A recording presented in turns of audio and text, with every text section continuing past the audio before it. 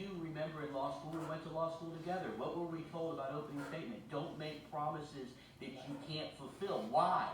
Because it questions your credibility. So we know it happens. They teach it in law school not to say things that during the course of the trial are going to turn out to be wrong. So that's not a nuance to this case. In fact, you're warned not to do it because it's going to hurt the credibility of your case. But even more so, it not only could hurt the credibility of the case and have you be seen in a bad light for the juror. I agree. I remember it being said, don't write checks your mouth can't cash.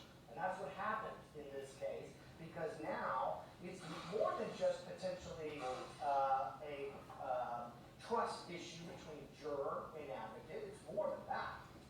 It's now that the jury has heard things that are not true.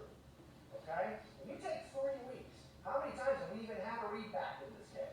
How many times? These guys and gals are taking notes left and right. They go back there over 2.5 days, and I've never been in a real jury room, but I've been in a fake one before, and we're like, hey, this is what the witness said, or that's what the witness said, and we argue.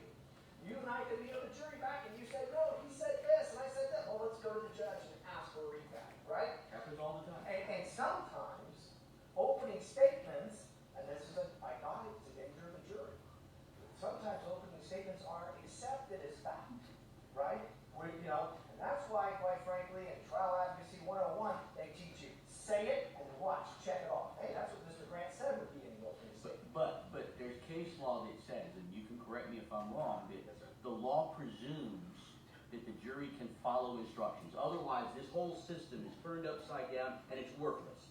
The law presumes the jury can follow instructions. And the jury is told what about what the lawyers say, both in opening and in closing?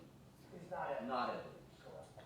I understand. And you're not to consider it as such. But that should not give license to an advocate telling a jury something that is simply not true. And again, underline bold font, as I did before, I am not saying that the state of Florida said something intentionally incorrect or directly misled the jury. But there was a misleading there. And that's why the computer searches were an issue, because a component of their case in this largely circumstantial case, and I think Ms. Doherty and I agree, there's direct evidence here, but the computer searches just were not what they said they were. Okay, and assuming I accept that, where is the authority that is on point that says the prosecutor over-promising in opening statement is grounds for a new trial? It's in my motion for new trial. It's in my judgment of acquittal. It gives you the standard that you can consider and apply the facts. That's where it is.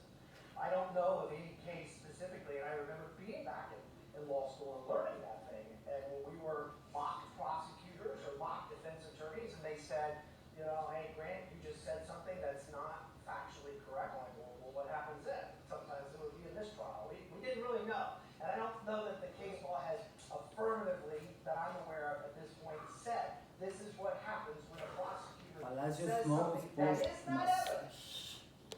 But Beautiful work.